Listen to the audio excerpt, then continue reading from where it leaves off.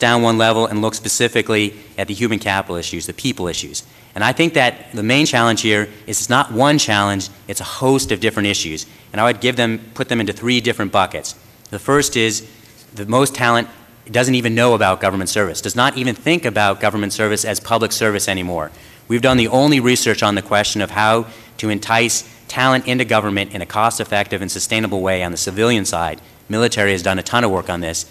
And what we found is, by and large, most talented people on university campuses, or older Americans, simply don't think about government jobs. They don't think about a job that might be right for them, and they have no idea how they could pursue a job that might actually be of interest to them. The second bucket is the hiring process. I've heard it discussed. However, in fact, it's 4 different issues, not one, and the challenge is to focus on all 4 of them. From the applicant experience, it's too slow. That's what everyone focuses on. It's too difficult. And it's non-transparent, meaning you don't know where you are in the process. You might be willing to wait those 80 days, the hiring model, which I'd love to discuss if you want to, if you knew it was in fact going to be 80 days, but you don't. It's a black hole. You know what that FedEx package is, where it is. You don't know where your job application is in government. And again, I'm speaking in generalities because there's some places in government that do it right. And in fact, almost everything that needs to happen in government is happening somewhere, not everywhere. And that's also an important fact to be focused on. So the second bucket is this hiring process, too slow, too difficult, non-transparent from the applicant side, and most important, that something that the applicant doesn't see is that government often hires wrong. It doesn't choose the right person after that. And truth be told, whether you hire quickly or slowly, if you hire poorly, doesn't matter. And that's an aspect that no one pays attention to. Then the third piece is what happens to the folks once they arrive.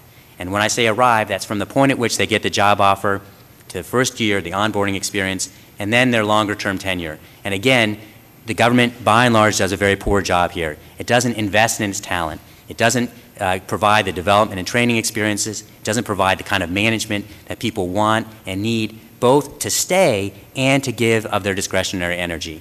I think if you focus on that broader map, and then you envision what kinds of solutions you need to address those set of issues, then you're going to make a real difference here. And there's a ton of things for you to do. And there's some things that have already started. Hiring process, wonderful piece of legislation that Senators Akaka and Voinovich have introduced in the Senate. It's something that it would be terrific for this committee to try to work on here. We believe there should be an applicant bill of rights.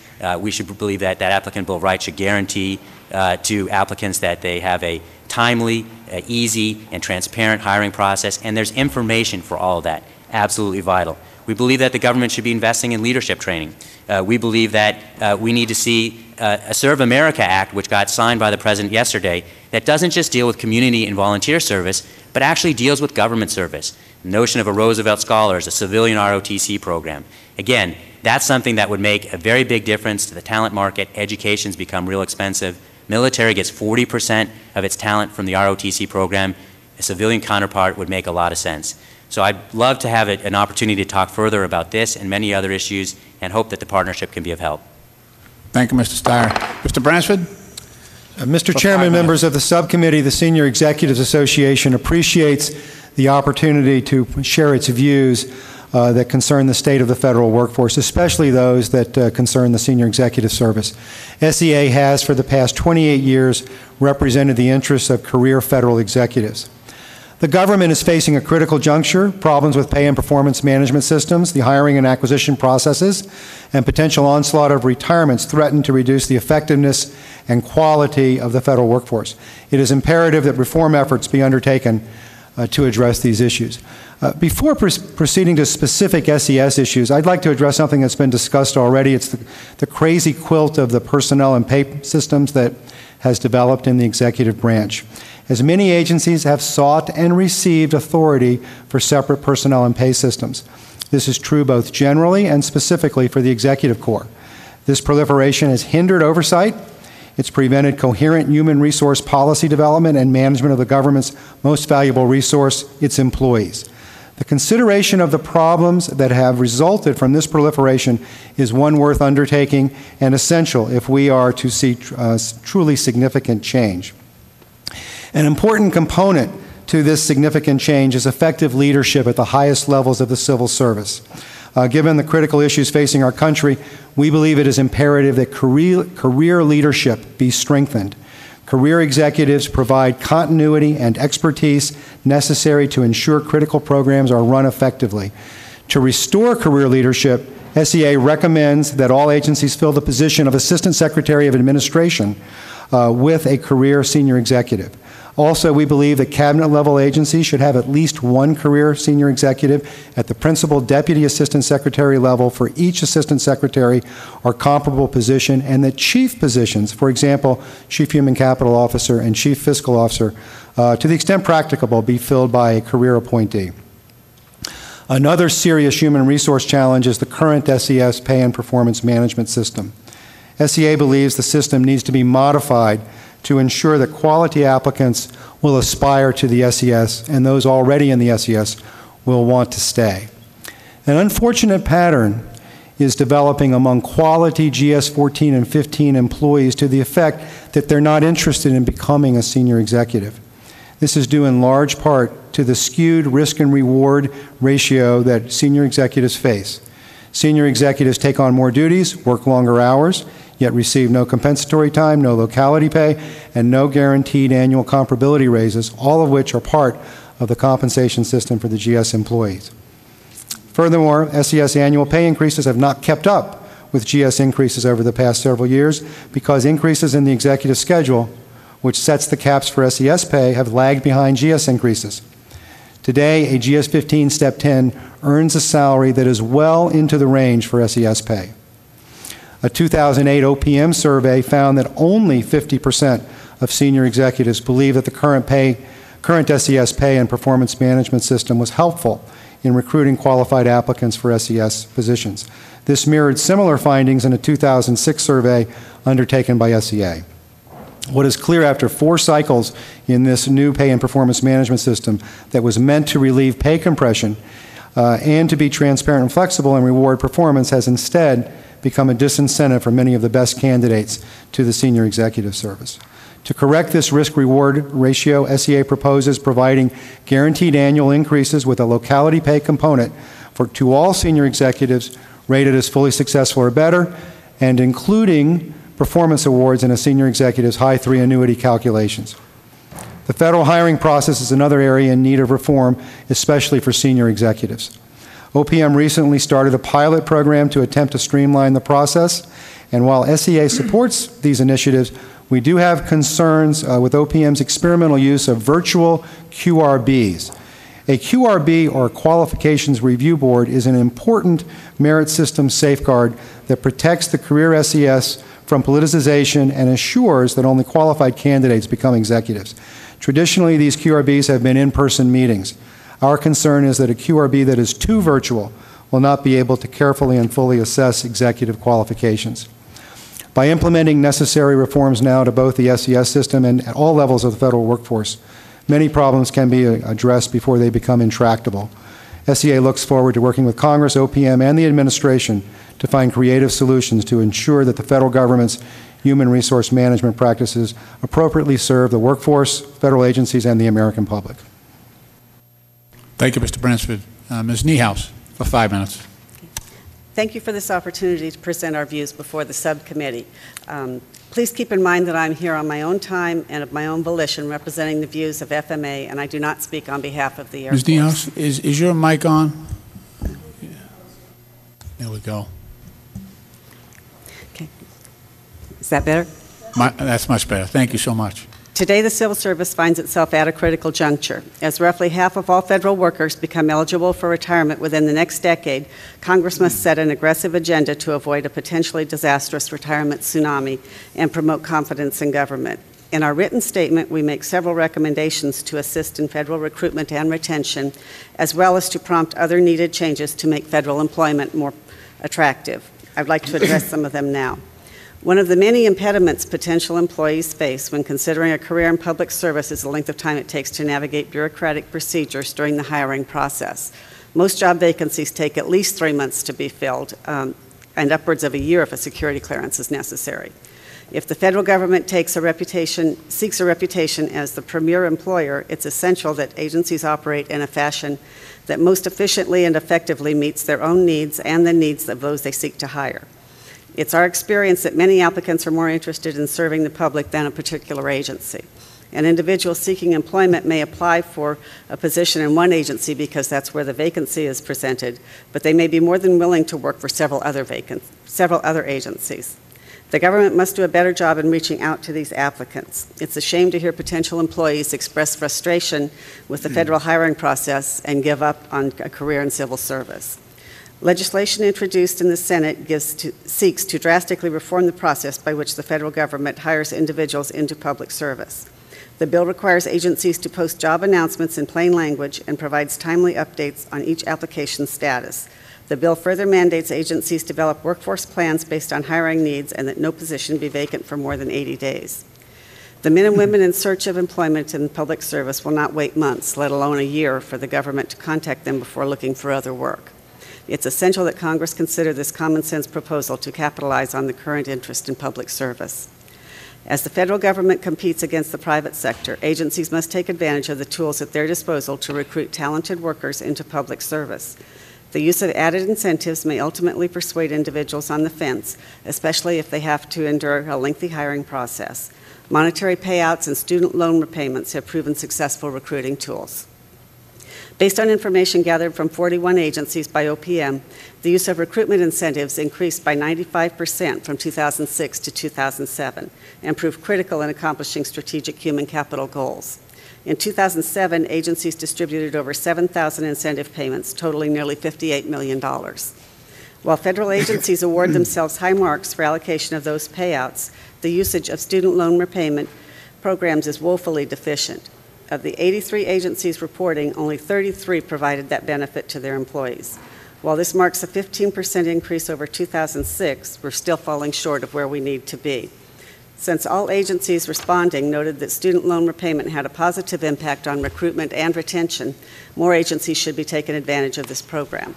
I would now like to address the need for proper training within the government. Current law requires agencies to establish a training program for managers. However, there is no accountability for managers to participate, and during times of strained budgets, training is typically the first program to meet the chopping block.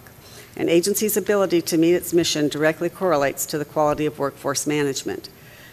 If an agency promotes an individual to managerial status but fails to develop the individual's supervisory skills, that agency severely jeopardizes its capability to deliver the level of service the American public expects. The development of managerial skills is one of the greatest investments an agency can make, both in terms of productivity gains and the retention of valued employees. We at FMA support legislation introduced in the Senate which requires agencies to provide interactive, instructor-based training within 1 year of promotion to management and every 3 years thereafter. If the federal government is to stand as the employer of choice, we must remain dedicated to advancing policies that strengthen the core principles of the civil service. Whether developing recruitment incentives or enhancing existing programs, we must understand that the government's most important resource is the men and women who devote their lives to the public good. Consideration of the suggestions discussed in my testimony will facilitate our efforts to confront the challenges posed by an evolving workforce. Thank you again for the opportunity to express our views, and I'm happy to answer any questions you may have. Thank you very much, and thank you for the timeliness of your remarks. As a member of Congress, I get to speak before a lot of student groups, and especially a lot of high school groups. Several weeks ago, I spoke to the junior and senior classes at Mount St. Joseph. It's a local Catholic school in my district, and I talked to a lot of college groups as well. And part of my riff, if you will, is talking about public service and about the wonderful opportunities, the interesting areas where people work, what we do. And I get the sense that in some cases it's the first these kids have heard of it. And I don't think we do a good job at selling ourselves in terms of the career opportunities that are existing in public service, and you all hit on that issue. Now, Mr. Steyer, I know that your group has worked basically to try to facilitate communication between students who might be prospective federal career people and between the students and the agencies. And I think perhaps your experience, your observations in doing that would help the committee if we could hear about that. And again, I guess the second part of my question would be to all three of you is, are there certain specific regulatory changes or changes in law that would allow us to move people into federal service much more quickly and in a better way? As you say, it's not just about doing it faster, it's doing it right. But getting those right candidates into positions that they would be, I guess, maximizing their potential. And as well, some of the folks we need to pull into public service, especially with respect to the TARP program and this financial services oversight, we need experienced people that are right now in the private sector and understand how this system works. We got to get them in too, sort of a lateral shift. So that's a long question, but could you talk about your experience, and are there any changes that you think could be adopted in a timely fashion that might address the need? Sure. Look, and you put your finger on, as I indicated, the first bucket. People are simply not aware about the opportunities in government for them. And that's true both for younger talent as well as more experienced talent. And we've done research for both cohorts. So you have the exact same problem. Government really hasn't been in the business of recruiting for a very long period of time. You saw a downsizing of about 400,000 jobs in the 1990s. And government, by and large, is way behind the game. Your point, which is that the world is changing real fast, government has simply not kept up. And we're not doing the kinds of things that you need to build relationships over time with the talent market that are necessary. There are a lot of things to be done. We have a program called Student Ambassadors. In fact, we know from our research that the most effective mechanism of interesting people is to hear from near peers. New people in government who've just come in, who are excited about their job, they're going back to their alma mater, and they're the ones that are going to be more credible with their near peers about the opportunities and the advantages of going into government. Government typically recruits from the perspective of its own organizational image as opposed to what the talent market is interested, meaning that you have people going out from the Department of Energy or Department of Homeland Security talking about their agency. They should be talking about the career path and career pattern that the talent is interested in. Engineering careers in government, IT careers in government, you name it. That's the way it has to present, and we've done a ton of work on this, which we'd be happy to share with you if it's at all useful, and there are very specific things that Congress can do. If there is one thing that is most important, however, it is in helping promote a sense of prioritization of these talent issues in the executive branch and the leadership. Having you ask questions, not just of Director Berry, who I think has a great vision of what needs to happen. People talked about OPM here. OPM's important, but truth be told, this is a government-wide issue. If you look at any well-run organization, it's the top leadership that pays attention to talent, not just their HR function. OPM can do a lot better, but it can never do the job on its own. We actually need to see every single agency stepping up its game and leadership in every agency prioritizing the issue of talent if you really want to see real change. And that would be the most important thing that could possibly happen. And I want to make sure there's some time for colleagues here. I'd like to focus a little bit on what slows down the federal hiring process. First of all, it's a merit system. We want to make sure we get the most qualified person. Secondly, there's veterans preference, which is a very, very important component, but it does require agencies to go through certain processes, and there have been efforts by OPM to simplify that and shorten the time period, but it does take more time to consider it. Then there's the security clearance process, which has been backed up for a long time now. OPM's made some progress, but it still takes 6 to 8 months to get a security clearance. Then there's a plethora of hiring flexibilities that agencies can use. Sometimes they're confused about that. Traditionally, before those hiring flexibilities were developed, you were hired off a civil service register. Now with the hiring flexibilities, people come in as accepted service, they're converted to competitive service. So it's kind of all over the place on how you come into the federal government. And then I heard, and I'm not an expert to talk about this, but a couple of months ago I was at a talk which featured a retired OPM executive who talked about what went wrong in 1979, 1980 with the Civil Service Reform Act, and that executive talked about the fact that there was supposed to be a delegation of examining authority from OPM to agencies, and the concern was that it had not really happened like it was supposed to. And I think it's happened somewhat, and like I said, I'm not a personnel technician expert to talk about that, but I think it's worth looking into. To what extent has that been part of the problem? Ms. Niehaus? The delegated examining units that OPM has established, I know Air Force has one of them for our Air Reserve technicians, and we do hire them faster than we do the other employees because of that, because they have a specific unit. They haven't. They do maintain a roster of people, so to speak, for the different positions. So I think the delegated examining authority is a good one to use. But I also do think that the security clearances are, I work for the Air Force, security clearances slow down almost every applicant that we have.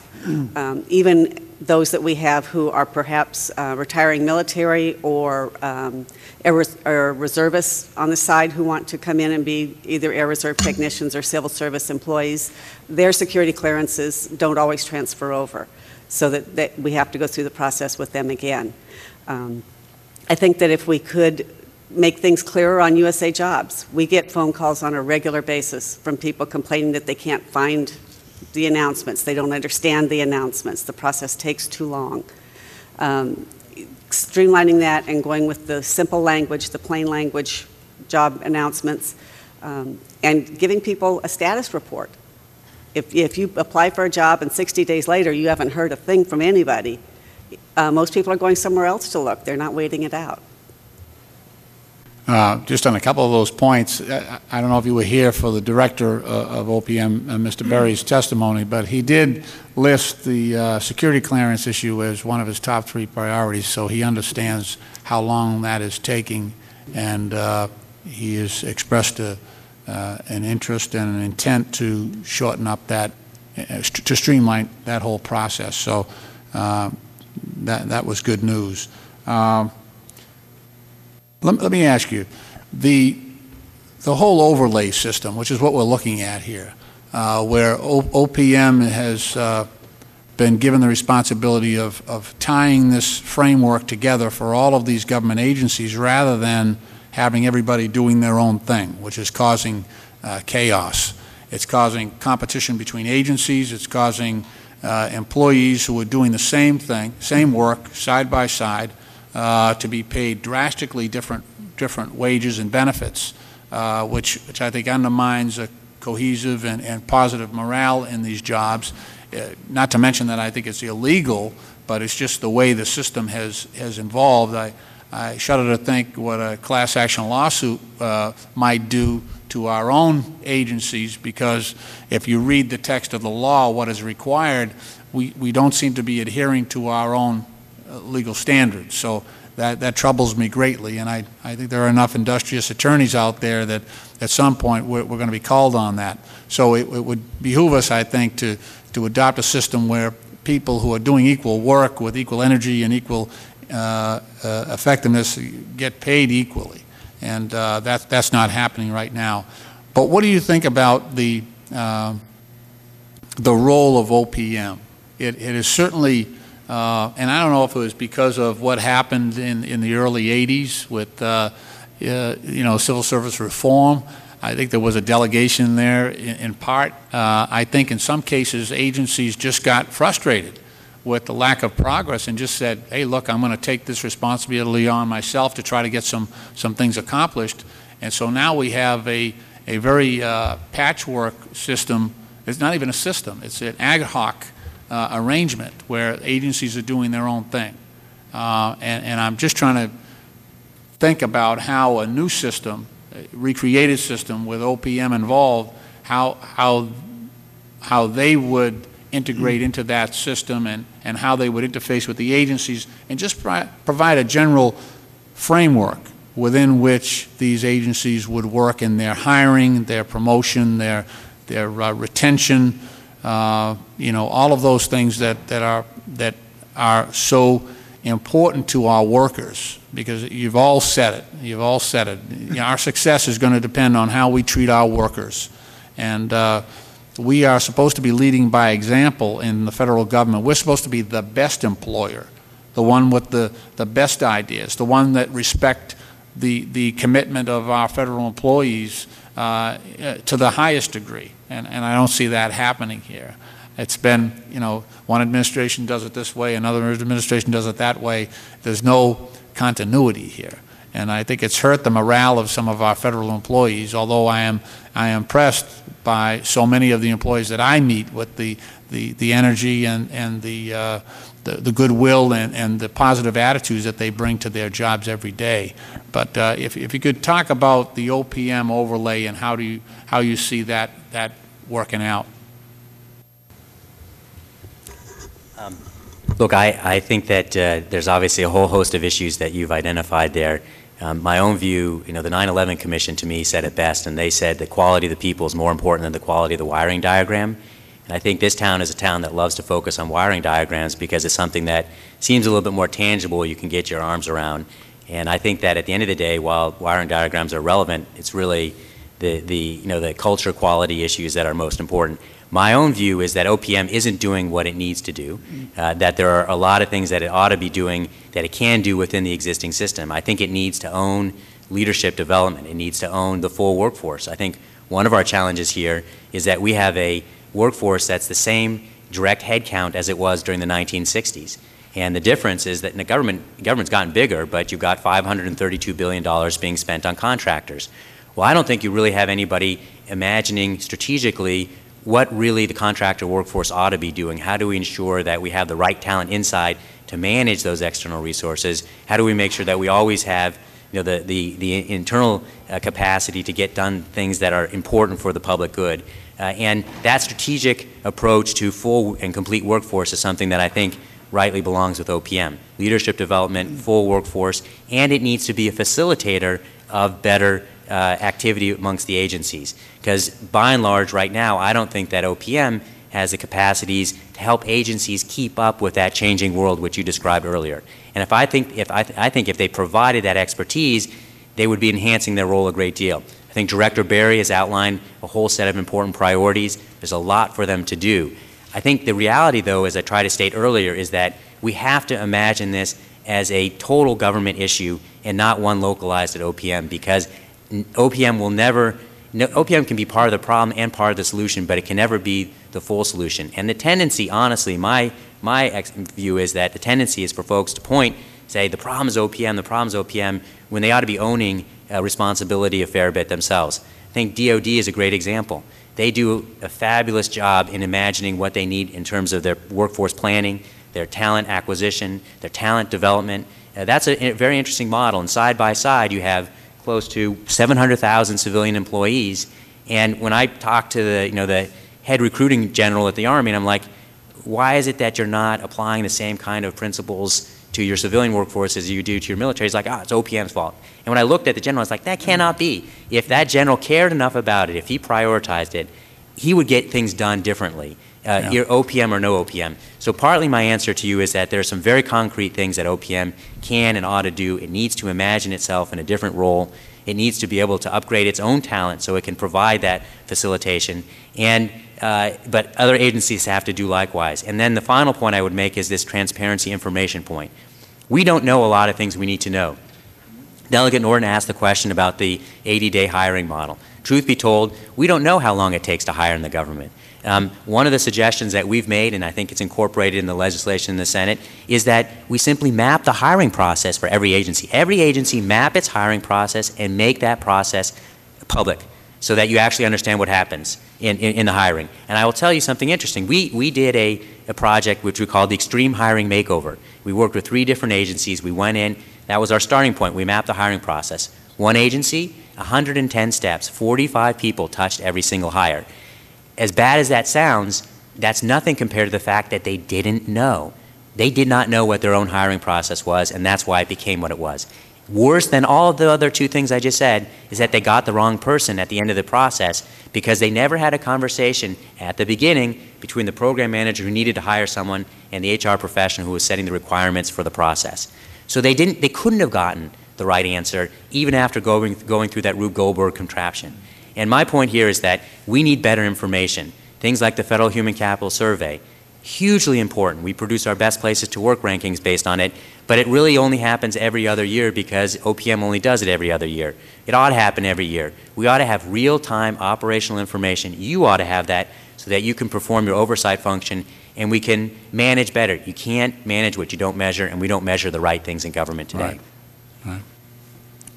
It is exciting to hear Director Berry talk about his efforts to look at and try to do something about the balkanization of the pay systems. That kind of leadership has not been apparent from OPM in the recent past, and I think OPM's role is one of leadership.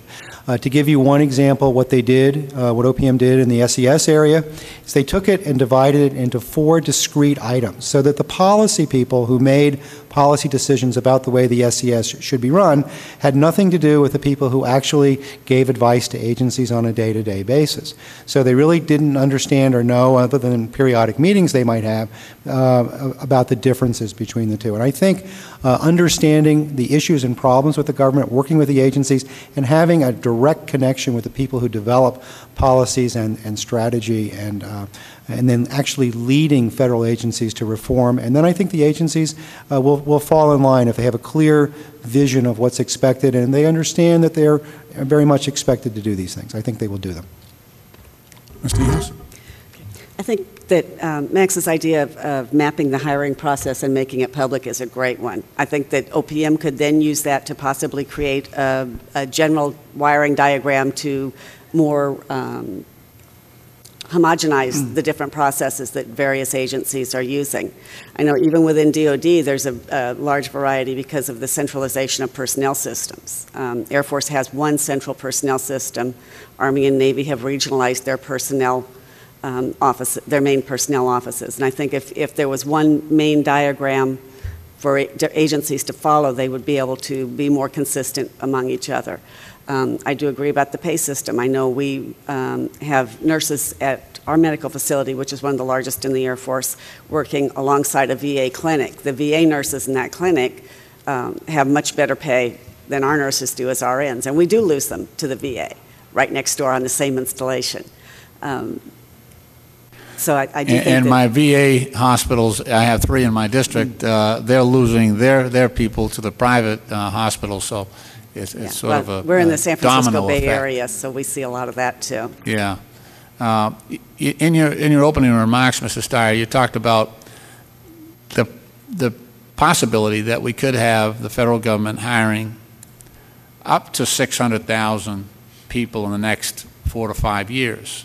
I think that may be a little high, but only because of the economy has cut the retirement funds of all of our federal employees by about 40%, at least their thrift saving plans and those 401k type plans. So I think some of our folks that were going to go out the door are probably rethinking that decision now. But in any event, even if it's on the low end of 400,000, you still got a lot of people that are coming into public service very shortly. And it makes it increasingly important that we have our system, we plug the holes and try to make sense out of this thing before we have this surge in hiring, so that we bring people in and we train them properly in this next wave of hiring. So it's incredibly important that we get this done.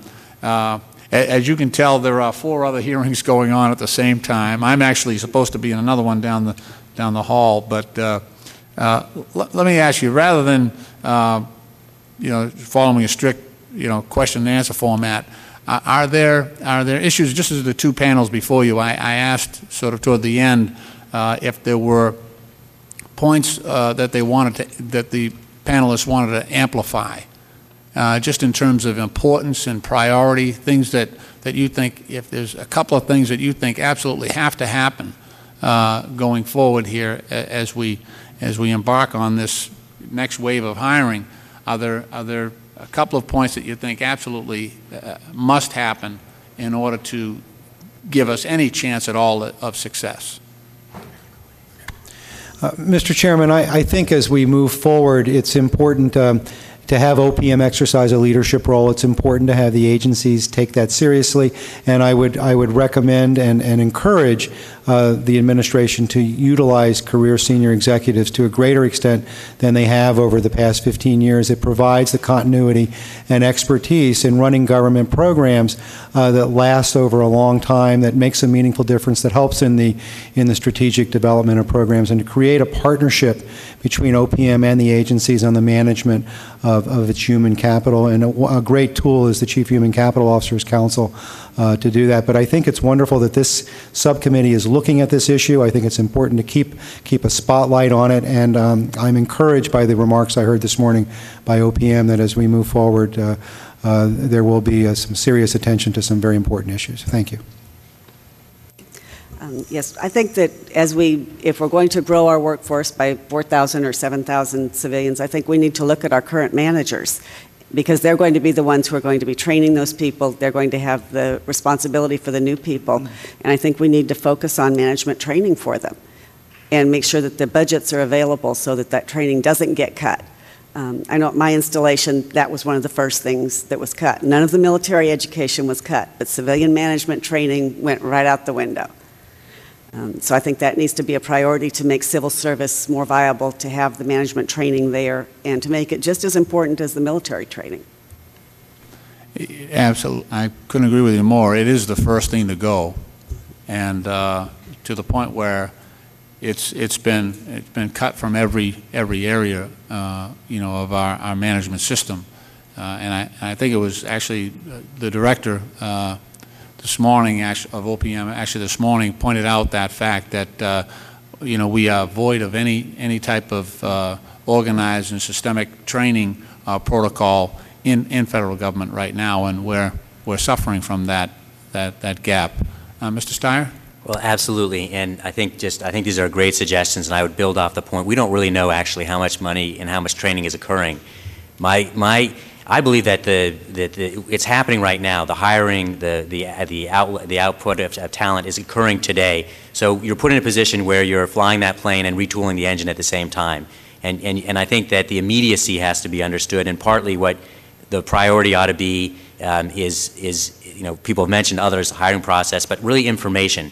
So to give you an example, the Department of Homeland Security lost 3/4 of its career SES, I believe, from 2003 to 2007. We can't tell you why.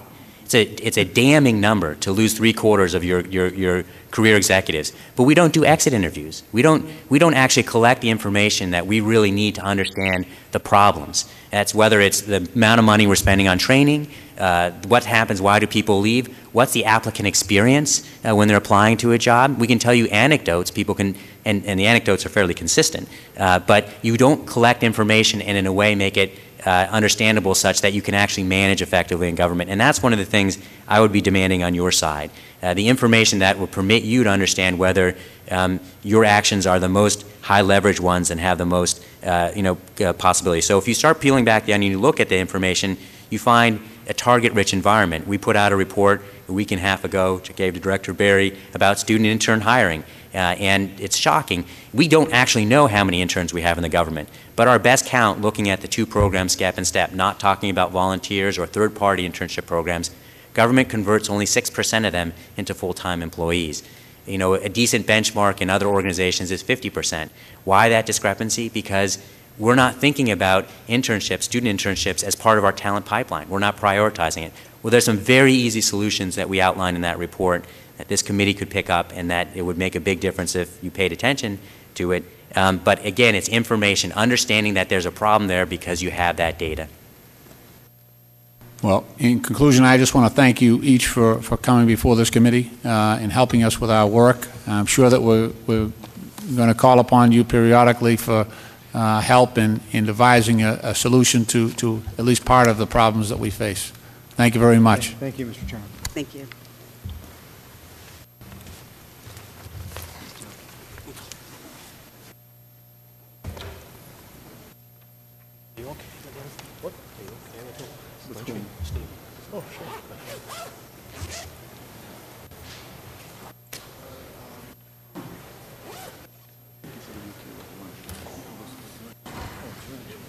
Dennis, how are we doing?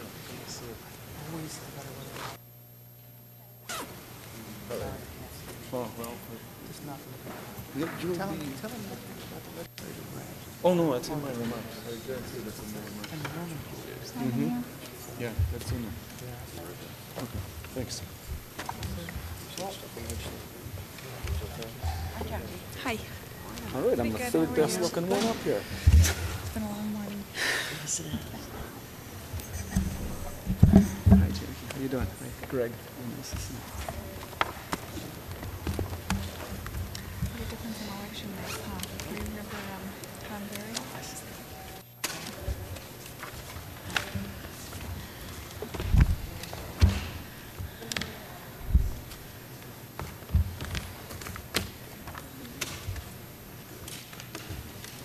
I'll pass this back to you soon as I'm done.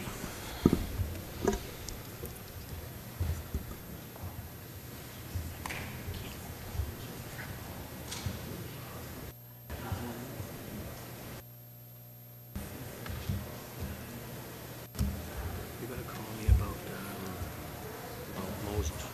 Okay, I've been yep, working with him. yep. Thanks, man.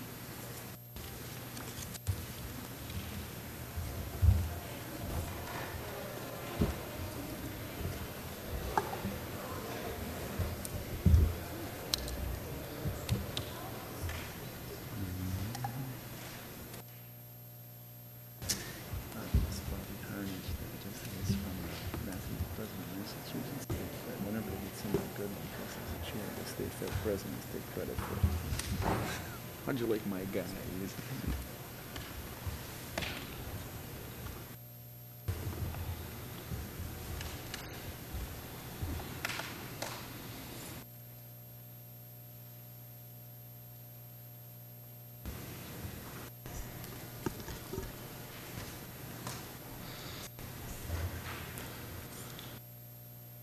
Welcome. Let's see. It is the committee's policies that all witnesses are to be sworn. May I ask you to rise and raise your right hand? Do you solemnly swear that your testimony before this subcommittee is the truth, the whole truth, and nothing but the truth? I do. Thank you. Let the record show that all of the witnesses answered in the affirmative.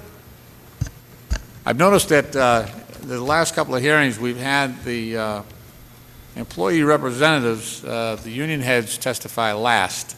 That is not going to be the custom here, I assure you. Good. And I apologize for making you wait so long.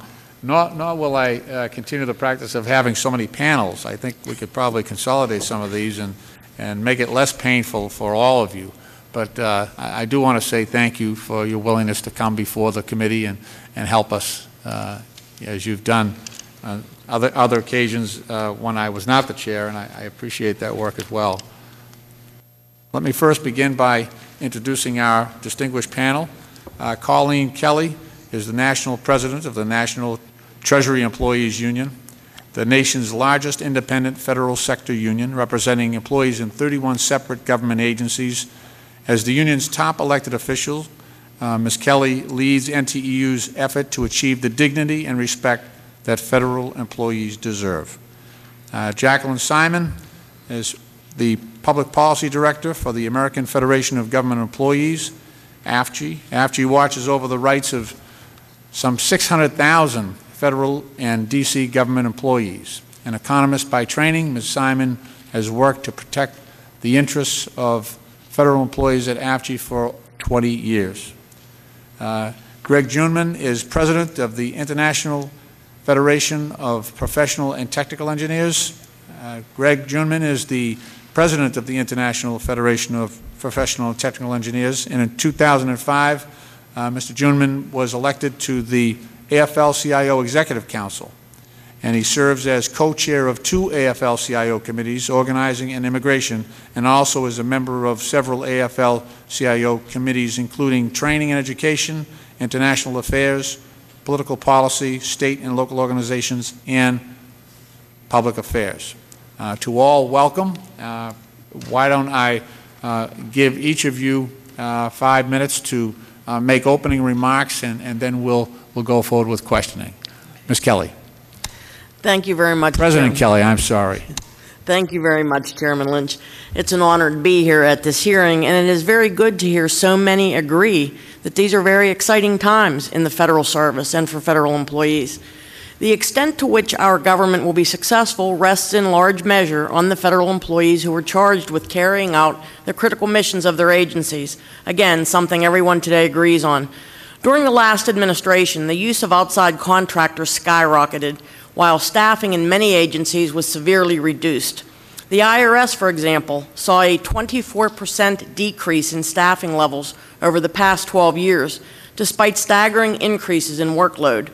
The new Congress has stepped up to the plate and included additional resources in both the House and the Senate-passed budget resolutions for FY 2010 to address some of the most urgent staffing shortfalls at agencies like the IRS, the FDA, and the Social Security Administration. NTEU believes that resources can be found to further rebuild decimated staffing levels by discontinuing the inefficient and ineffective contracting out policies of the last administration. A very large number of contracts let by the federal government in recent years have been plagued by cost overruns and inadequate performance. I am very pleased that the Obama administration is reviewing agency contracting, and I am confident that savings can be found by bringing much of that work back in-house. Savings and productivity can also be increased when frontline employees are asked for their input into agency decision-making. In October of 1993, President Clinton issued an executive order establishing labor management partnerships in the federal government. That executive order was rescinded by President Bush soon after he took office. NTEU believes it is time to reinstate those partnerships in the federal government and to once again tap into the expertise of frontline employees. A tax on collective bargaining by the previous administration also unfairly left large groups of dedicated employees without basic workplace rights. NTEU enthusiastically supports H.R. 1881 to provide collective bargaining rights and civil service protections to the employees of the Transportation Security Administration, who have the lowest pay and the highest injury rate and the highest attrition rate in the federal government. I look forward to working with this Congress and the Obama administration to secure these rights for TSA. These challenging times require that the federal government is able to attract and retain the best. Many have talked about that today. Therefore, the benefits and pay must be competitive. FEHBP has good elements to it, but it is not without serious problems. Despite constant premium increases in the last 8 years, the program has seen benefit and coverage cutbacks, higher co-payments, and the addition of new plans like high-deductible health plans that undermine the integrity of the system. NTEU supports greater federal premium contributions by the government and a review to see how costs can be reduced for the 8 million federal enrollees. We also support extending the age for dependent coverage past age 22, as many states, including Massachusetts and Utah, have already done. We support allowing domestic partner coverage for federal employees under FEHBP, and we are in favor of H.R. 626 to provide parental paid leave for federal employees for the birth or adoption of a child. We also support pay parity. Federal employees are willing to do their part, but they deserve pay parity with military personnel, as has been the case for almost 2 decades. As Director Barry noted this morning, civilian federal employees face a 23% pay gap with the private sector, and the law that was supposed to close that gap, FEPCA, has never been fully implemented. As agencies look to rebuild their workforces, we should strive to make the hiring process more user-friendly and faster. Again, something everyone agreed on today. But we need to fix only what is broken while maintaining the federal merit principles. The Federal Career Intern Program is one example of a hiring alternative that is failing and needs to be ended. And this has nothing to do with the intern programs that have been talked about earlier. This is actually a hiring mechanism being used inappropriately by too many agencies. NTEU stands ready to work with this committee, with Congress, and with the administration to improve the hiring process. Finally, let me salute this subcommittee for its role in the House passage of H.R. 1804 and H.R. 1256. The package allows counting unused sick leave toward the FERS retirement calculation, correcting the CSRS problem for part-time service, and makes important thrift savings improvements, including automatic enrollment and a Roth contribution fund for those who choose it. NTEU strongly supports this bill and will work to ensure its enactment. The challenges facing our government are great and historically important, but the federal workforce is a strong, resilient, and capable one that wants to fully participate again as a partner in solving the many challenges ahead for our country. NTEU looks forward to working with all of you to make this happen, and I thank you very much for the opportunity to be here today, and we'll answer any questions you have. Thank you. Thank you. Ms. Simon, for 5 minutes, please. Mr. Chairman, thank you for the opportunity to testify today. My statement focuses on federal hiring. It's important to remember that despite notions to the contrary, the private sector's hiring methods are neither instantaneous nor trouble-free. And in addition, while the federal government has some problems in hiring, it's not the bumbling caricature it's so often portrayed to be. Moreover, the problems with federal hiring are not caused by adherence to the merit system principles or veterans' preference. Hiring the next generation of federal employees is a serious undertaking. Those charged with this task have a legal and social responsibility to conduct hiring in the most open and fair manner possible. And the plain fact is that openness and fairness take time. Federal agencies must honor veterans' preference. Internal candidates who were selected into career ladder positions must be given the opportunities they've been promised. Background checks and security clearances have to be conducted. Education and prior employment must be verified. Working for a federal agency is not the same as working for a private firm, and it takes time to make sure an applicant meets the standards and requirements our society expects the federal government to uphold. But there's no doubt that the application process could be streamlined without sacrificing these high standards. Many prospective employees point to the lengthy sections of applications that require them to describe in great detail their knowledge, skills, and abilities, KSAs. We've also seen the demoralizing effect on current employees who must produce these lengthy KSAs when they're applying for internal promotions. Elimination of the KSAs is worthy of consideration, but at a minimum, we think that only those who pass an initial level of scrutiny should be required to fill out KSAs. Another problem with federal hiring is that even when applicants meet the qualifications that are required and posted on the vacancy announcement, it's all too common for agencies to conceal additional accreditation requirements, which are even more critical to the position.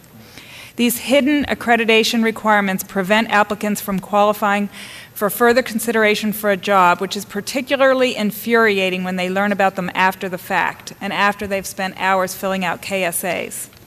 While it's critical that OPM focus extensively on correcting the problems with federal hiring, there are many proposals that should be off the table. The previous administration had 3 answers to the challenge of federal hiring. Rehire annuitants without competition, hire directly without competition, and hire contractors without competition. In the meantime, they were consolidating and privatizing human resource functions across the government, undermining the ability of agencies to utilize the normal competitive merit system hiring processes with any speed or efficiency. One of the many complaints we've heard is that federal hiring is too slow. One important explanation for the slowness, apart from the requirement for being thorough that I described above, is that between the indiscriminate downsizing in the 1990s and the privatization by the Bush administration, agency personnel offices have been decimated. There are simply too few personnel to handle the duties related to hiring in an expeditious way.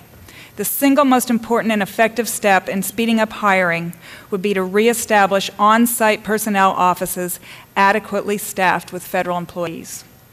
Although much emphasis is placed upon external candidates for federal jobs, the retention of current employees should also be a priority because they often make the best candidates for federal job openings. We hear from our members a recurring theme. Agencies prefer to bring in outside candidates at a grade just 1 level higher than the top grade for the incumbent workforce. For example, in an agency that has computer programmers ranging from grades 5 through 12, most of whom have worked in these positions for years, the agency will bring in a new programmer from the outside at grade 13 because it's easier to fill a grade 13 than to backfill a grade 5. The result is that opportunities for career development for internal candidates are cut off. They're left to train the newcomers who now hold the position to which they had aspired. This practice has a devastating impact on morale. The government should instead create and maintain meaningful merit promotion programs for the employees it's already invested in. In summary, AFGE supports 4 main policies that would greatly facilitate and expedite the recruitment and retention of the next generation of federal employees. Number 1, restore through insourcing adequate numbers of federal human resources professionals to provide the support necessary for a hiring process that adheres to veterans' preference and the merit system principles. Number 2, reform and streamline federal job applications and processes, in particular focus on alternatives to the controversial knowledge, skills, and abilities portion of the process. Number 3, train agencies to focus as much attention on hiring from within their current ranks as is placed on attracting external candidates. And number 4, take steps to close the pay gap between federal and non-federal pay for both general schedule and federal wage system employees. This concludes my statement. I'll be happy to answer any questions. Thank you. President Ginneman, please.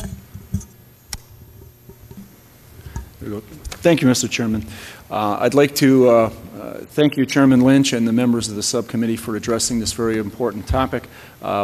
Since my preamble has been, I think, covered quite well and adequately, I'll skip right to the meat of my remarks. I went to, when I was found I was scheduled to testify here today, we reached out to all of our federal area locals and asked for their input on what they thought this committee should address. So I'll get right to that. Repairing the damage of the civil service workforce and preserving it into the 21st century will not happen without significant effort across the legislative and executive branches of government. We look forward to seeing this subcommittee play a major role in that effort. On behalf of the federal workers that IFPT represents, we respectfully submit the following proposals for your consideration. This committee should work to repeal, finally and fully, the disruptive and punitive national security personnel system. My entire union sees this bill as nothing more than assault on the dedicated civilian defense workforce. Secondly, scrutinize and reform the contracting out of federal work. While IFPTE, which in addition to representing tens of thousands of federal workers also represents tens of thousands of workers in the private sector, is not opposed to privatization when it makes sense and is done in a fair, proper, and prudent manner that benefits the nation. Current federal contracting out policies are heavily skewed in favor of privatization and need to be overhauled. Refederalization should be considered for those Bush administration outsourcing efforts that have failed to meet promised savings and quality metrics. Third, mandate increased management training. IFPTE supports the passage of the Federal Supervisor Training Act of 2009 that has been sponsored by Senator Akaka. Fourth, reinstate federal management partnership. I applaud the remarks earlier from Director Berry, and IFPTE sees tremendous value in partnerships and urge the rebirth with the inclusion of language that establishes method, means, and technology as bargaining obligations. Fifth, extend civil service protections within the executive branch to the legislative branch. In other words, Congress has to remember its own employees. IFPTE asked the subcommittee and the full committee to work with the House Administration Committee to ensure that workers of the legislative branch enjoy the same benefits as their brethren within the executive branch. Sixth, act to preserve America's leadership in aerospace, science, and technology. This is done in two ways. First, by calling for the appropriations that increase in-house research and development funding for federal research institutions, including funding for strategic hiring. And second, adopt legislation mapping the use of term limits, capping the use of term positions and prohibiting the use of accounting methods that seek full cost recovery of civil service salary. Finally, take additional actions, as I'm outlining here, which include reduce the increasing burden of health premiums on federal workers, give federal employees under, well, this has already been done, I guess, by the House, so I'll get back to that. We applaud the House for giving federal employees under FERS the ability to use their unused sick leave and provide the same employee benefits afforded to opposite-sex married federal workers to domestic partners and to same-sex married partners. married couples, and repealed windfall elimination provision and government pension offset, and increase and enhance pension and annual leave benefits for administrative law judges, and finally raise the cap on GS-15 salary. We'd like to thank you again for allowing us to participate and testify before the committee today, and I will answer any questions you might have. Well, thank you very much. I appreciate your patience in waiting for others to testify, and I'd like to get right to a couple of issues that I've been thinking about for some time. I know that in President Kelly, in 1998, Congress authorized various personnel flexibilities related to staffing, performance, and pay for IRS employees, and I know you represent those folks. How have the flexibilities impacted the situation at the IRS? What have been the outcomes? Have you seen it abused or underused? What has been the actual experience on the ground at the IRS? And would you recommend any regulatory modifications to that whole exercise? Actually, at the IRS, they have used very few of the flexibilities. And it usually comes down, they decide not to allocate the funding for it. When you look at specific issues such as recruiting and retention bonuses, they have used those for managers or for SAS employees, but not for frontline employees.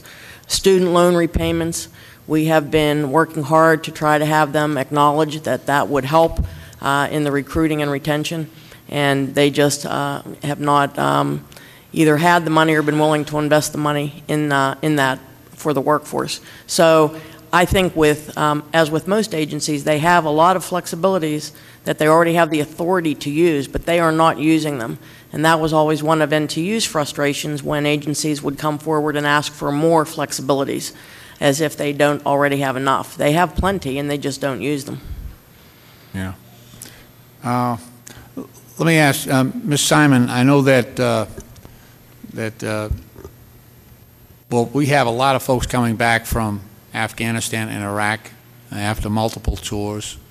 We have, I think, a well-intended veterans benefit and veterans preference mandate out there.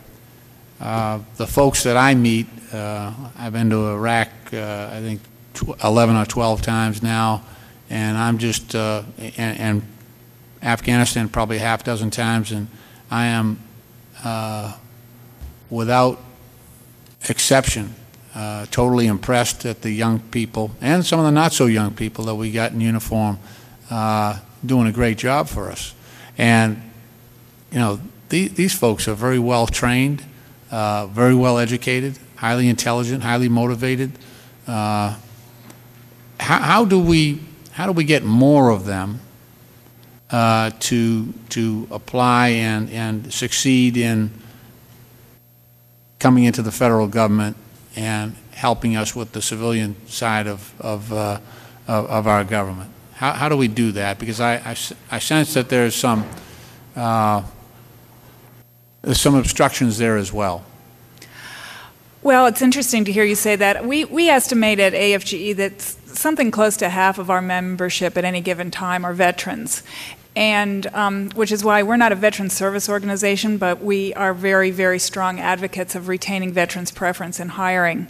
And I don't think it's too much to say that the majority of proposals that have been put before us, not just this year, but certainly in the last 8 years, were thinly veiled attempts to evade veterans' preference, particularly direct hiring. And people will whisper, they'll give lip service to the importance of veterans' preference, but then whisper later, yeah, I can't hire anybody because I can only hire veterans. I think that the attitude that you just expressed isn't as widespread as it ought to be in the agencies. And we certainly know that veterans make excellent federal employees.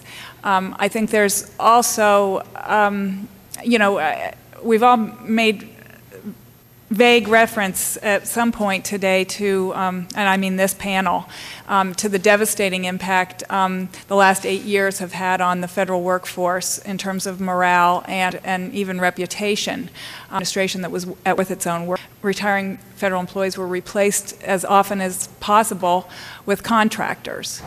And so I think that, word is getting out that the federal government is back in business of hiring, and the hostility has ceased, and federal agencies are once again welcoming people to apply, and with the expectation that they'll be hired and treated fairly. And so I think that, we're really just getting started here trying to undo some of the damage that has been done in the last 8 years. It was delightful listening to the previous panels and talking about the federal workforce in such a positive way. And I think that combined with the unfortunate fact that the private sector is reeling, the federal government hiring should be in a pretty good position. Are there refinements or modifications in the current veterans preference model that might make it easier or make us more successful in attracting some of our servicemen and women coming back? The thing that we hear over and over again, which you've probably heard over and over again, is the difficulty people have in a lot of occupations of filling out these lengthy KSA forms. There are a lot of federal jobs that really don't require the ability to write these long essays. And that's why we're very supportive of efforts to try to streamline this application process and get away from the emphasis on written KSAs. Yeah, and I heard very earlier today, Director Berry, who said, basically we've gone to a system where potential candidates for federal employment have to go to an agency to help them basically interpret or reinterpret their work history in a way that applies to the federal hiring process, data, the KSA filings and all of that. So it's become so archaic and specialized that there are actually folks out there that you would think that a person of competent intelligence could fill out a form to describe their own work history in an effort to get a federal job, but that is clearly not the case, and I think it's illustrative of the problem that we're facing. I think when he was talking about that, it reminded me of something that you'll probably hear a lot more about, the sort of biggest complaint that our members at the Social Security Administration have. In the last 8 years, their jobs went from helping members of the public apply for the benefits to which they were entitled, from sort of being gatekeepers of those benefits, and in response, firms, sort of a cottage industry of firms were created to help people apply for Social Security benefits. The fact that there are so few personnel officers who could actually pick up the phone and answer an applicant's question about how do I actually do this. There's no reason that we can't have HR staff who could actually help applicants through the process. But if you see our written statement, the Bush administration had this lines of business initiative with HR that virtually required every federal agency to outsource to a so-called center of excellence for HR functions. And as a result, there's really nobody left, for the most part, in agencies, certainly nobody who can actually help an applicant fill out the form. Yeah.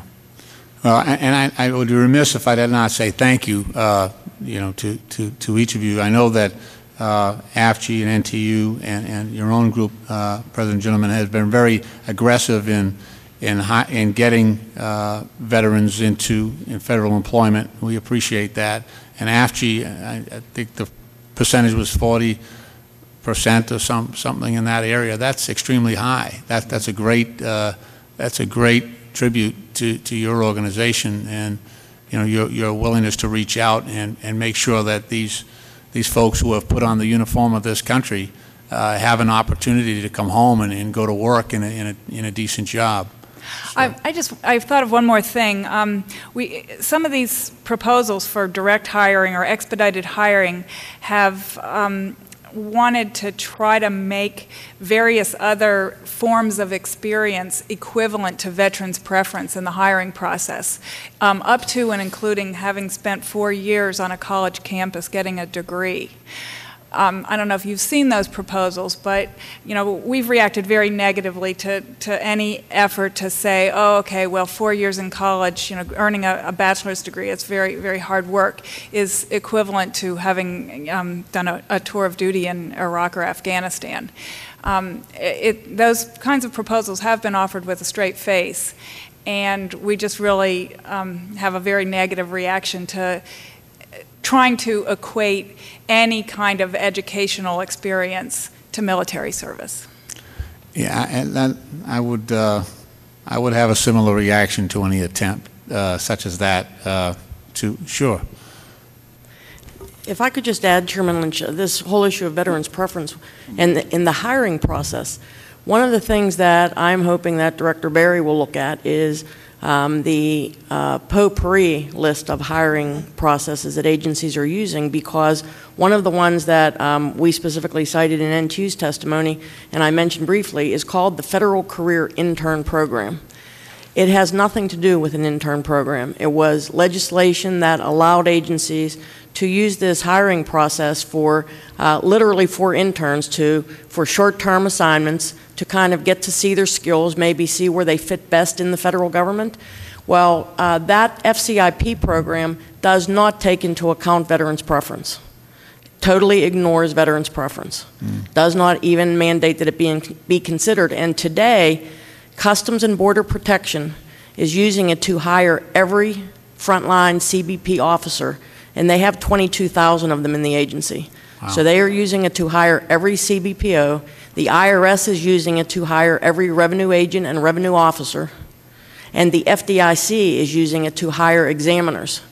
So the program is being totally misused. And NTU's lawsuit asserts that it is not a merit principles hiring system, and specifically because of the total ignoring of the veterans' preference issue. So whether this gets shut down by our lawsuit or by Director Berry with the new OPM taking a look at this, I hope it will be shut down soon, because tens of thousands of employees are being hired under this program every year and totally misusing what the legislative intent of it was. Oh. Mr. Chairman, could I? Certainly. Yeah, actually, Mr. Gentleman, I have some questions for you as well, but you could jump in here. I'm surprised at that, because you would think that Customs and Border Patrol, all the hiring that's going on because of the situation on the Mexican border and other areas, who better to hire than, you know, folks coming back with military backgrounds, our veterans. I mean, that's a perfect applicant pool. I would think they would have all the relevant skills and disciplines that would pertain to that job. If you wanted to follow up on that, Mr. Ginneman, I also have some questions for you, but go ahead. Yeah, I need to say something on this, because I've got a son who's a three-time veteran of Iraq. He's, I dare say, an ex-Marine. He'd shoot me. He's a former Marine. Anyway, he's a three-time veteran of the Iraq War, and he also did a brief stint in Afghanistan. He told me, and again, maybe this is anecdotal, but he said this was not only for himself, but he found this among his fellow Marines. There's very little, let's call it marketing, being done by the federal government while people are in the military. And so if you're asking how do we get them in, get them before they leave would be my answer. As a matter of fact, what he says is there's very little attention paid to soldiers who are trying to get out, because you're sort of competing with yourself. Because, you know, in that the military is so understaffed, you know, that it would be difficult for the same federal government to say, please stay in, please re-up, you know, give us 4 more years, and at the same time saying, hey, there's career opportunities for you when you leave on the civilian side. Yeah. So I think what's happening is, before they're ever leaving, You know, their commanders are sort of hanging on to their ankles with both hands, asking them not to leave. When they finally are convinced that they're going to leave, then it's really just a very short, brief, not very effective mechanism toward post-military careers. And I think what needs to be done is there needs to be marketing. If we really want these people, you know, not to wait until they're done and then say, oh, we've got veterans preference now that you're unemployed. You know, what I think needs to be done is to put out a career in federal government service and say, here's another avenue you might want to go into. We'll embrace you in that right. avenue. No, I think that's a great point, and one that I think is lost on most people. There is a concerted effort, and has been since 2003, to get our young men and women and experienced men and women in uniform to re-up.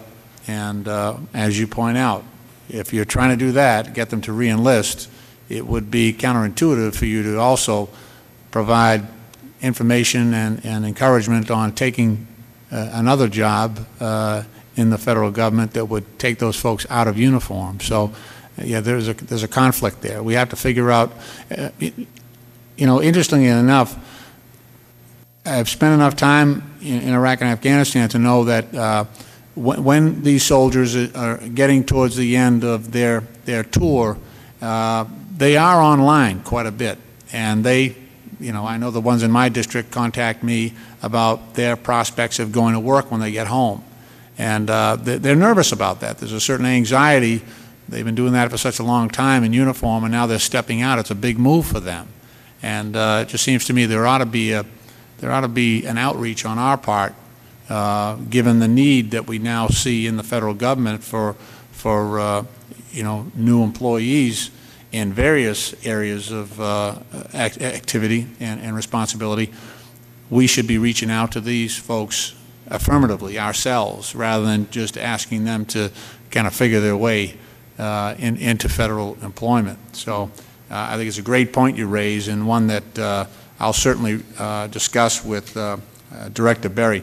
One of the questions I had for you, President Ginneman, is a lot of your folks are you know, technically oriented. They're you know, you've got engineers and scientists that work for you, and it must present a unique set of problems for you in terms of with the competition from private industry for those who have you know, an acumen in the sciences and engineering.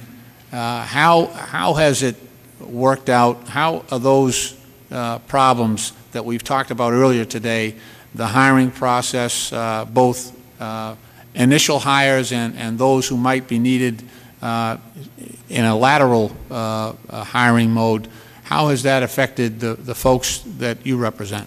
Well, we had, I'll go back a little bit to 2002. After September 11th, a lot of our members, especially within the private sector, within you know, Boeing, we make a lot of my members are involved in weapons systems, and as well as aircraft and aviation. So Boeing, General Electric, you know, GE, jet engine, Westinghouse, Lockheed Martin, a lot of them were experiencing reduction in force. A lot of them were going through layoffs. So I actually contacted OPM, talked to Kay Coles James, and said, okay, look, if after September 11th the old rules don't apply, let's not apply them. I mean, let's look at this thing a little differently. If we've got a lot of these employees who have already passed a lot of the security clearances, because, you know, working in the private sector, and you need employees, and you're still hiring, you know, let's go where the bass are biting, you know, and let's do hiring halls where you know, these people are suddenly finding themselves close to being unemployed. It sounded really good, but we still ran into that same 8, 9, 10 months that it takes the federal government to hire an engineer. So we even knew, but even when they had security clearances, they still had to go through the same thing again. There's not really a great competition, I don't think, among my members that somebody wants to go, for instance, from Puget Sound Naval Shipyard to go and work for Boeing, because the people at Puget Sound really like what they're doing. They're committed to working and making, their little piece of the Navy that much more efficient and effective. And similarly with NASA, more of the problem, I think, comes into, as I think was talked earlier, on setting forth career paths. And that's where, because of all of the problems that we've talked about here, including, the non-pay for performance, the non-recognition for performance, that they don't see a career path in the federal sector that they should. So that's what I've seen. That's what I've heard back from them. Yeah. Let me ask you, President Kelly, we had a similar situation in Andover, north of my district in Massachusetts. I have, I think, 1,700 accountants, auditors, lawyers, folks that with heavy backgrounds in financial services. And then we had the oversight necessity of this TARP program, the Troubled Asset Relief Program, and then also TALF, the Term Asset Backed Loan Facility. And there's been a tremendous need for hiring the very people. Now, they're laying off 1,700 IRS employees with the requisite skills in Andover, and they're hiring a few thousand to do that type of work within these new government programs. But I'm having a hard time to get people to talk to each other like, okay, there's folks over here you're laying off, and meanwhile you're hiring new people and training them, a tremendous cost. Not to mention that a lot of the folks at the IRS facility in Andover are already cleared for security clearances and have already been doing this work. They're experienced. We've vetted them. Some of them are 20-year employees, and now we're spending a whole lot of money vetting and doing clearances on new hires, worried about whether or not they can be trusted with the responsibilities that they're being given. How do we get folks to talk to each other? And it would seem like a simple thing, like with the Puget Sound example. And I actually had a unit from the Puget Sound in my district as well, doing some engineering work. So, I've seen all this happen as well. How do we get around that? How do we force people to talk to each other? Well, I've been trying actually to get information that you might have about what the qualifications are for these TARP jobs to do exactly what you're suggesting, which is to match them up with Andover. Maybe you and I could talk and also get Director Berry in this conversation, because you are absolutely right. Those employees on September 30th up at Andover at the Service Center will be no longer federal employees, and there's this work that needs to be done. But it has been, what you describe in this situation, I have seen as an ongoing disconnect between agencies. This is one of the things I'm hoping that the new OPM will be able to change about the way business has been done. One of the reasons I think agencies don't follow OPM's direction, or they see them as recommendations rather than directives, or because they don't see anything coming from OPM that they think will help them. I see agencies, I was thinking about what do agencies tell me that they do with or to OPM. They go to OPM to ask for permission for something they need to ask permission for, or they go to OPM to ask for a waiver to not have to do something that they're supposed to be doing. Other than that, that's pretty much what they go to OPM for. And I suspect that's because they don't want OPM in their business unless they think they can help in some way.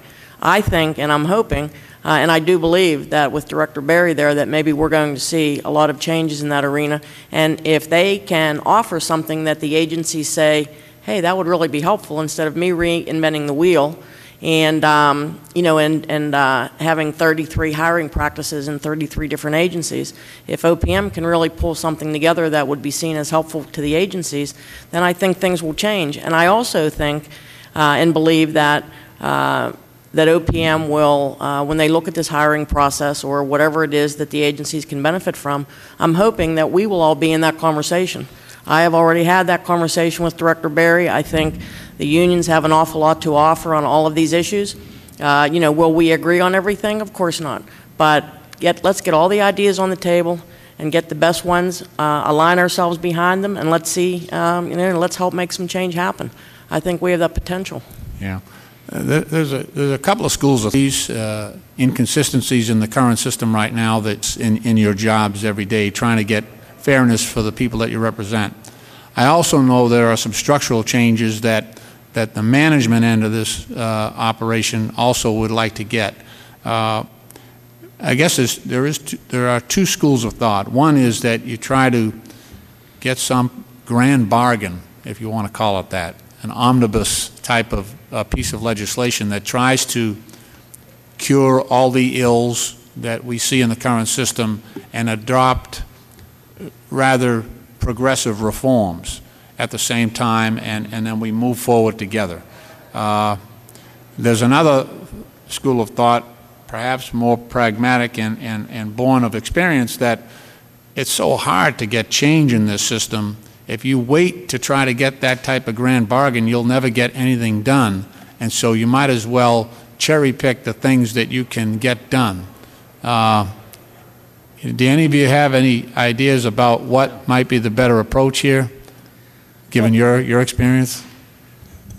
I mentioned the National Security Personnel System should be, and I meant it. It really needs to be scrapped.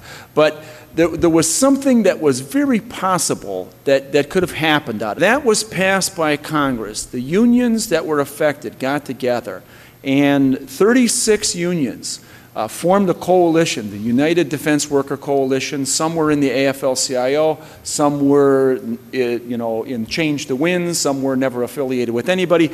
But it was the largest coalition of union in the history of the American labor movement. And we sat side by side, and management came in because we were supposed to go through this whole process of identifying problems and resolving them. The opportunity was glorious. It really was. The problem that came in, the management reps that came in really weren't serious about it, and what they did was they had an initial proposal to put for us. Congress said, no, you need to meet and confer with the unions. So they went through that whole thing. Took us about 9 months, maybe a year worth of meetings, and when we were all done, they said, okay, here's our final proposal, and it was with a comma changed to a semicolon, pretty much the same as what they initially wanted to do. But we really missed the golden opportunity there to say, okay, here's some problems inherent in our system. And we've got, just do some interest-based bargaining. It would have taken a long amount of time, but, when they came to us and said, here's what we see as a problem, for instance, with FLRA. And we said, well, we got that problem too. Things take too long. How do we go about fixing it?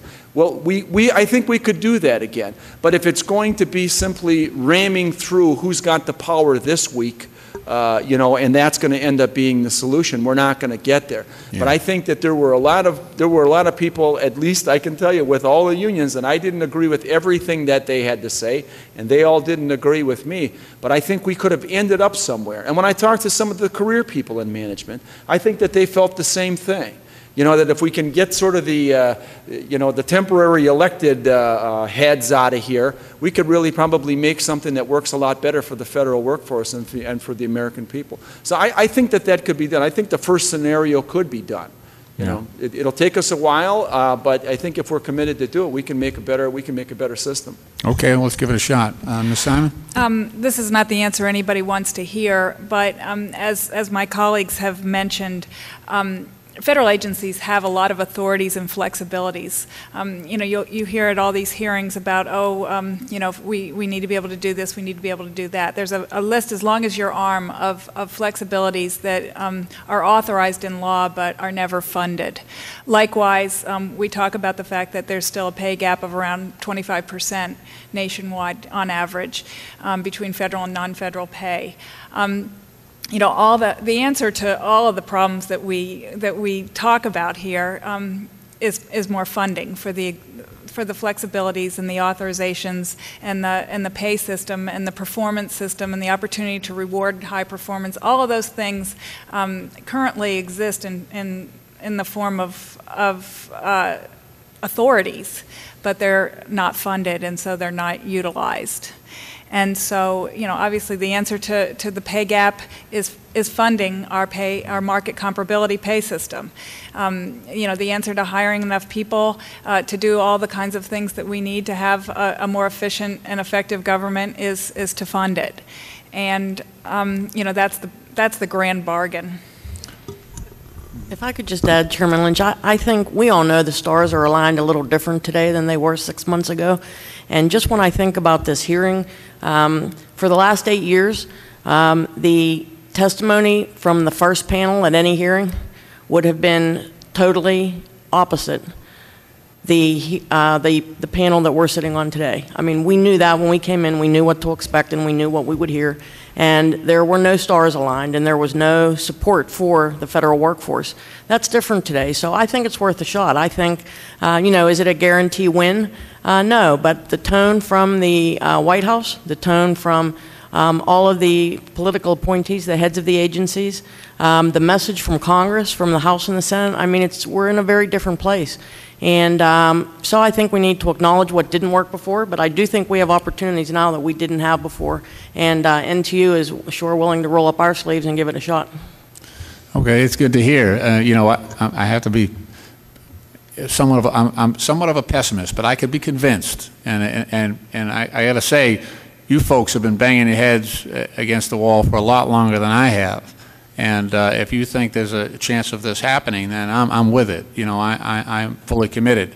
I just wanted to make sure we were not on a fool's errand in terms of trying to get this thing to work. If you think that there's an opportunity to make this work, then I certainly support that. And I know that the director, Mr. Berry, is the one who has basically put it out there. And I don't think he is talking about funding flexibilities within the current system. I believe what he was articulating is he wants to change the system itself, something more fundamental. And I know that he wants you at the table, to get your thoughts because of your experience in this, and having seen how it has changed from administration to administration. It's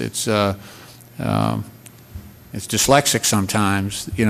One group comes in and they have this approach, and then the next group comes in and they have a totally different approach, and that can be maddening, I'm sure. But we got to deal with the here and now. We got basically 4 years ahead of us where we can get a consistent policy out of the White House and out of the executive branch, and so we can work with that.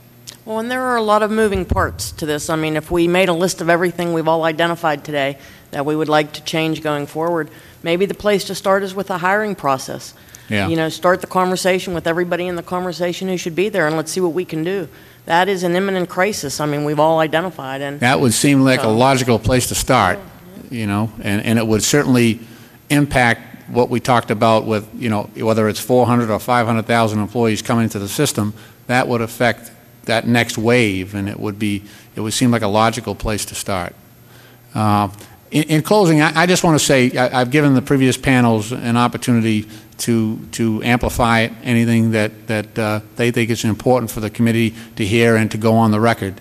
And so I'd like to give you each an opportunity. If there are things, you've articulated yourself very well, by the way, but if there are things that I have missed or that you have not put forward in your testimony yet, I'd just like to give you an opportunity, President Kelly.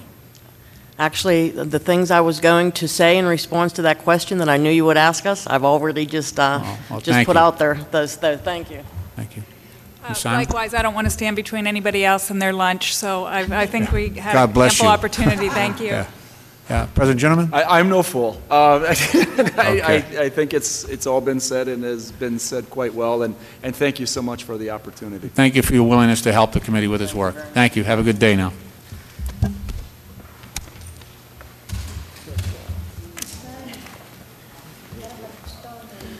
Yeah. Put you right back at the table. I miss you. I gotta go thank him. I gotta grab Con. I'm gonna steal this water because I'm thirsty. So.